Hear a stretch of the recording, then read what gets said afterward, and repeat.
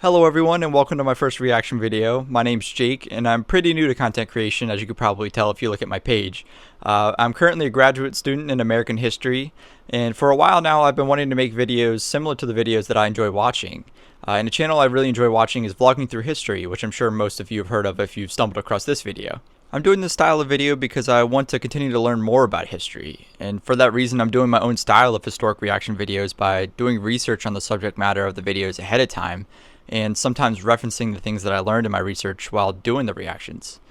By doing things this way, hopefully you learn something as well through my additions to these videos, and my ultimate goal is to add context to these videos, promote the work of history content creators, and create a community of history lovers who learn together online. Today's video is sort of an odd video to begin with. It's an older video from OverSimplified about Hitler that came out roughly 8 years ago. And I'm doing this video first because I just finished a book titled Hitler by Ian Kershaw, which is a really great book if you haven't read it. And one last thing, if you enjoy my style of reaction videos, please like and subscribe to support the channel, and always feel free to add your own knowledge on the subject matter in the comment section. Let's get started. Look at this baby. So gentle. So innocent. You'd think this child would grow up to become a good man. An honest man. Well, think again. Hitler was born Adolphus Hitler in 1889 in a small town in Austria-Hungary. His father, Alois Schicklgruber, was born out of wedlock, but eventually changed his name to that of his stepfather, becoming Alois Hitler. Alois was a mid-level Austrian customs officer. Not really rolling in cash, but certainly rolling in women. He married a rich, older lady, but then immediately started... Yeah, Kershaw talks a lot about Hitler's father in the early part of the book. I think he does this because he explains him to be a very abusive, angry man, and he kind of relates it to why Hitler turns out the way he does. And he doesn't go too far as to say that it's the only reason that Hitler turns out the way he does. And I'm glad that he does that because there's plenty of people throughout history who have had abusive parents and a horrible relationship with their parents, and then they don't turn out to be Hitler. Having affairs, including one with a much younger house servant. A few years later, he left his sick wife to be with his mistress, but since the Catholic Church didn't allow divorce at the time, he couldn't marry her. So he waited for his old wife to die and had a child in the meantime. Then his wife died, so he married his mistress and had another child, but then his new wife got sick, so he employed his much younger cousin Clara to take care of her. Then when his new wife died, he immediately got Clara, his cousin, pregnant, and then married her. In that order, you rock star. Clara and Alois had 3 children together, who all tragically died while in infancy. So when the 4th child, Adolf, came along, Clara spoiled him rotten. Yeah, this is another thing that not a lot of people know, that his parents are cousins, and I think it said they're probably not blood related or something like that. But I've seen a lot of different sources claim different things. Some claim that they're first cousins, some claim that they're second cousins. But the one thing I have not seen is a source claiming that they're not related in any way. So that's one thing that we do know for certain, is that they were related in some way. We just don't know if they're blood related or not. And of course, if they're closely blood related, that also probably played into how Hitler turned out later in life as well. The Hitlers had 2 more kids, and the family moved around a few times, meaning Adolf had to attend 5 different elementary schools. Adolf's father was strict, quick to anger, and took most of it out on the eldest son until he had enough and ran away at the age of 14, leaving 7-year-old Adolf to do most of the chores and get berated by his father. The result was a difficult relationship with his dad, while he was super attached to his mother, who worried over him and his health excessively. Hitler did well in school at first. His grades were good and his teachers praised him. He was popular with the other kids and enjoyed gathering them together to play war games. He also loved reading and particularly liked stories about cowboys and Indians. As he grew older though, he started to get into trouble. He was caught smoking once, organized a raid on a local orchard, tormented his pro-Austria religion teacher with symbolic gestures, displaying his allegiance to the idea of united Germanic people under a greater German state in defiance of Habsburg Austria. You know, the usual. That's obviously a joke, but in Kershaw's book, he does discuss accounts of the children that Hitler grew up with. They later on in life gave accounts that Hitler was sort of this way. He had some political views even at a young age, and he was definitely not afraid to argue them. He was a great public speaker even at a young age. That was kind of his only main skill throughout his entire life. All of this enraged Adolf's father, who punished him severely. The area of Austria-Hungary that Hitler lived in was once part of the German Confederation, and many of the people who lived there considered themselves to be German. Adolf tended to just go against whatever his father said, and since his father was an Austrian public official, Hitler got big into German nationalism. This enraged Adolf's father, who punished him severely. Around this time, a family tragedy struck. His 6-year-old brother, whom he loved a lot, died of measles when Adolf was 10, and was buried in the cemetery just across from their home. Around this time, neighbors reported a change in the young boy. Strange behaviors such as talking to trees and staying up late staring at the stars from the cemetery walls. I've never heard of the talking to trees thing, but yeah, he was really close with his younger brother Edmund, and this is kind of his only sibling and only family member besides his mom that he was ever really close to. He had, of course, several other half siblings, and he never really talked to them throughout his entire life. And in my research, I kind of took a cool note here that his sister Paula was the last living immediate family member with the name Hitler to die, and she died in 1960. And I thought this was pretty cool because, a lot of people my age, their parents were alive around this time, the same time that she was alive, and it kind of ties everything together and shows that history is not too far removed. That the fact that a Hitler that was immediately related to Hitler himself was alive when a lot of people today were alive.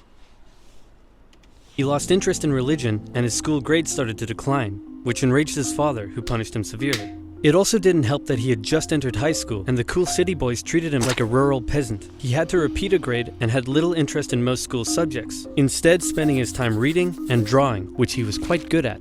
One day his father said, "Son, someday you'll be a big balls public official like me." And Adolf replied, "No, father, I'm going to become an artist and soar high above the clouds with the eagles." This enraged his father, but by this time he was an old-ass man, so he just sort of let it go, and then died of a lung hemorrhage. Hitler just about passed his final semester, and celebrated in the typical way, by getting blackout drunk and wiping his ass with the certificate. However, he didn't take the overall final school exam, instead just dropping out. The now 16-year-old boy was unemployed without much purpose in life, and for the next 3 years he stayed that way. He spent most of his time at the opera with his only friend, August Kubizek. Kubizek later wrote his memory. Yeah, this is probably around the time when he moved to Vienna, around 17 or 18 years of age, and he wasn't working or doing anything really productive with his life. He was kind of living off of his dad's orphanage pension that he got because his dad passed away, and it really wasn't that much money, but it was enough for him to not work, and that's kind of what Hitler did for pretty much his entire life until his military career. Of the young Hitler, and said he was passionately interested in many things, felt he was in many ways better than others his age, was quick to anger just like his father, and an incredible speaker once he was ranting. When he was 18, he said a very sad goodbye to his mother and went to Vienna to take the entrance exam for art school. He failed. Soon after, he had to return home. His mother was sick, and her health was rapidly deteriorating. Hitler stayed by her side, and when she eventually died, the family doctor said he had never seen someone so overwhelmed with grief as Hitler was. Then Hitler returned to... Yeah, I can't remember the name of that family doctor, but one cool thing I found in the research is that doctor who tried to save his mother's life, it was their whole family's doctor. He was actually Jewish, and it's one of the only instances I've ever come across of Hitler seeming human. When he rose to power, he actually, instead of sending the doctor and his family to the ghetto or anything like that, he actually kind of snuck him out of the country, and I believe he ended up in America. Vienna, still hoping to find a career in the arts, but he never did. Instead, without parental support, Hitler ended up on the streets. Now in his early 20s, he spent a few rough years living in and out of homeless shelters, making what little he could from selling postcards he painted. It's hard to pinpoint exactly when and how Hitler's extreme ideological beliefs formed, but his time in Vienna would have certainly played a role. Anti-Semitism was widespread in the city. The mayor, whom Hitler supported, was an outspoken anti-Semite. There were many right-wing anti-Semitic newsletters, which Hitler took a keen interest in. He bought into the conspiracy theories and became a firm believer in the idea that there are many races in constant struggle with one another, the purest of which were the German Aryan people, and the worst of which, he believed, were Jews. Since Austria-Hungary was a multi-ethnic empire full of lesser races, Hitler wasn't a fan. So when he was 24, he moved to Munich in Germany to avoid doing military service, and for one more year he was a drifter on the streets, until...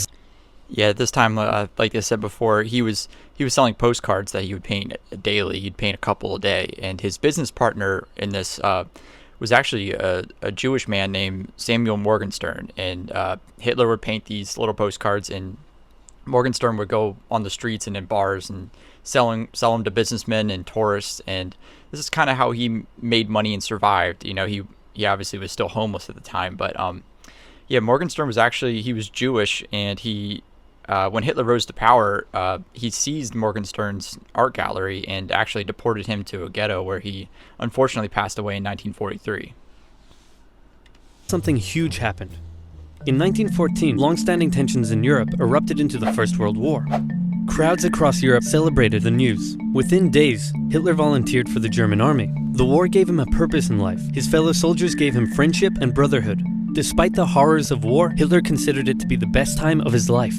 He was reportedly a brave soldier and was awarded the Iron Cross, first class. He was also very lucky and had many close encounters with death. His luck ran out in 1916, however, when an artillery shell injured his leg. He went back to Germany to recover and was outraged to find a general apathetic anti-war attitude among the exhausted and hungry German populace. With the war turning against Germany, he returned to the front lines, but was temporarily blinded by a British gas attack in 1918. A month later, still recovering in hospital, Hitler learned of Germany's defeat and surrender.